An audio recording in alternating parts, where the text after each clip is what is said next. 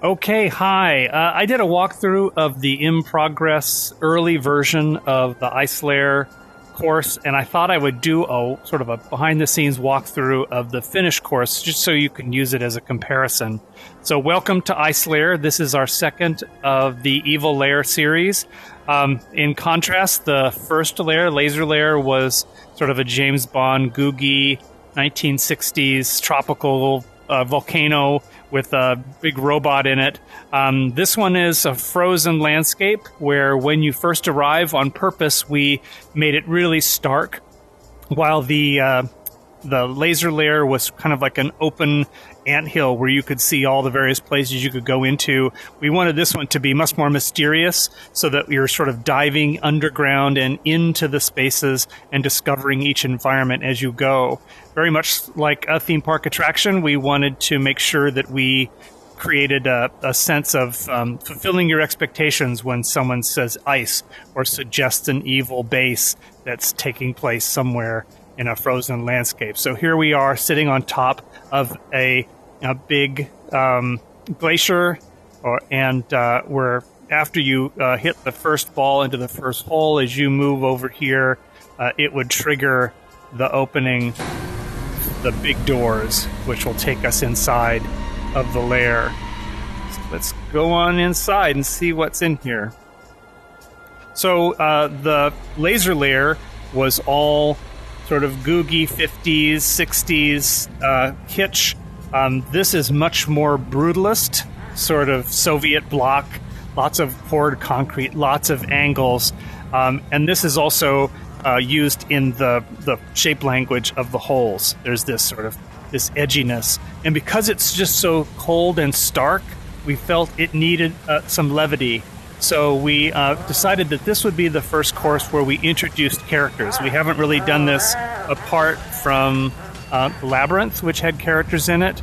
And our evil villain has minions, and her minions are puffins. Originally in the concepts, we were using penguins, but we felt penguins had kind of been overused in films. There's lots of evil or, very, very wise penguins out there, but puffins hadn't been, and we thought they would be funnier. So while Laser LAIR was all about the mechanics of slicing with lasers, we wanted to freeze with our mechanic. And so we have these freezing guns that appear on some of the holes that when you put your ball through them, they turn into an ice cube. And you have to play with an ice cube sliding around on the ice, which is a fun and challenging mechanic. But as far as story is concerned, we wanted to really early on suggest what happens when a freeze ray is pointed at something. So over here we have this little first vignette. We've introduced you to the puffins, and their first experiment is frozen one of their compadre in a cube of ice. So let's see if I can bring up a ball here, drop it down here, and you can see what that looks like. There we go. So for the rest of this hole, we're going to be playing it as an ice cube, and it slides around the surface like an ice hockey puck. So with the design of our environments, we're telling a story, but it's not a linear story. It's much more of an environment story. We wanted to contrast the tropical Laser LAIR, but also we wanted to start hinting about what was coming. So in this first room, if you go over to this window, you'll look down at this sort of big space where you'll see the finale of the course, this giant freeze ray, which will be activated by your playing the 18th hole. But it's going to be a while before we get there, but all along the course, you're going to get peeks of it from different vantage points.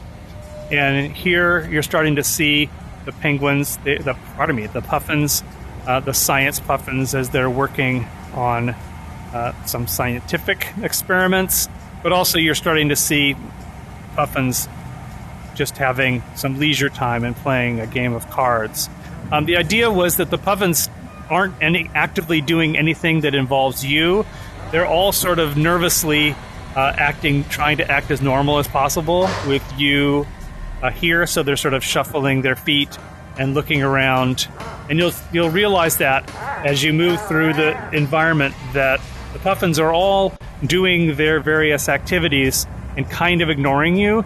But as you move into each new environment, if you were to turn around, you'd realize they're starting to follow you wherever you go. So we have another glimpse over here back into that big central laser cannon room, where we repeat this throughout the course.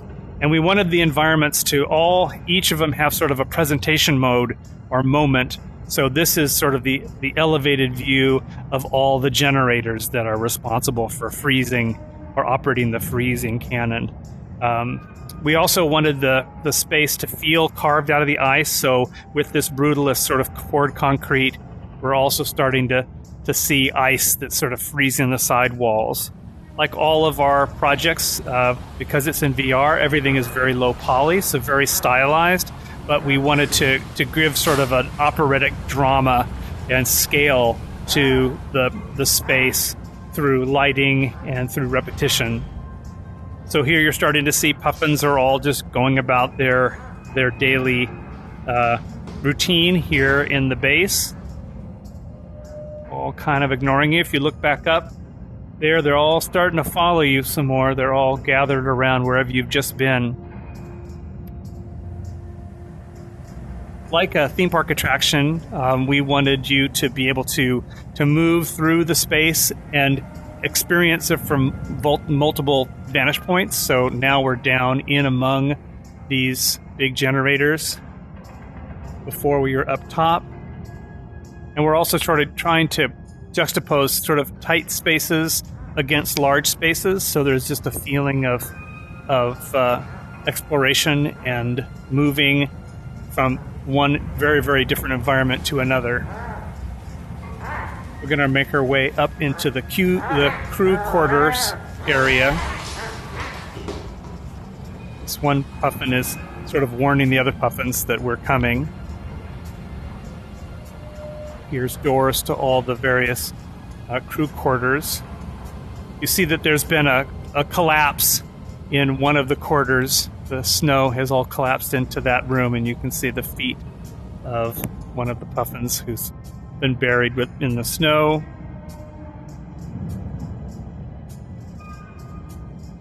Work our way through here. Let's see. One puffin, one of the rooms is open, and you see sort of nests with eggs in it. The puffin's chosen beverage is hot chocolate with marshmallows. This guy's actually gotten his foot caught in the freeze ray. Fortunate fellow. Move through here. This was definitely our sort of ice station zebra moment, where we wanted you to feel like you were in the bowels of the base. Here we're moving into, this is the big conference room where sort of nefarious world leaders would get around a conference table and would talk about the use of this giant freeze ray. It was the original idea that the freeze ray was a solution to global warming. You know, if it's too hot, let's just freeze everything. Got a puffin over here who's riding around on a Roomba. So again, here's this really, really big vista view back down into the giant carved out laser cannon or ice freeze cannon environment. So as we were working on those places that would be appropriate for villains to hang out in and be their lair, we had this sort of short list of the things that we expected you would want to see in a villain's lair. And of course, a big sub-hangar is definitely one of those things that we thought we had to make sure that we delivered upon. So we've done that here.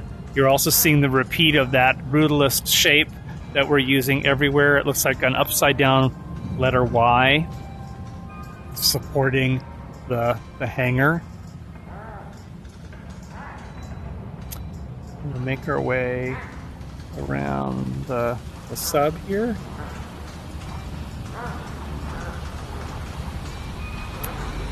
And let's go over to the elevator. Down we go. Now we're in the control room. We've got security puffins that are here. Seeing the icon of our villain, the frozen fist.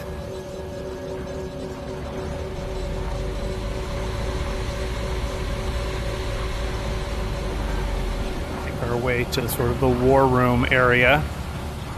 Here's the desk of the villain, sort of control area with this big sort of aquarium window behind it. If you go up to the window, you can actually look out and see the underside of the sub in the hangar above. We've got a larger cannon right here that's part of this hole. Here's the war room table. Map of the world of all the places that are targets for the freeze ray, as well as sort of obligatory red string plan for world domination. Each of the puffins have their own sort of little gag moments. This particular one dropped a box of sort of ice blasters and froze himself. And then finally we move our way into that hangar that we've been seeing so many times from the various windows above. We move around the equipment here. Created these giant windows that look under the water. You can see puffins that are swimming around in scuba masks. And we've also, if you get up on top here and look down, you'll see we've got a rideable orca, and we've got tuna swimming around. And there's one of the puffins.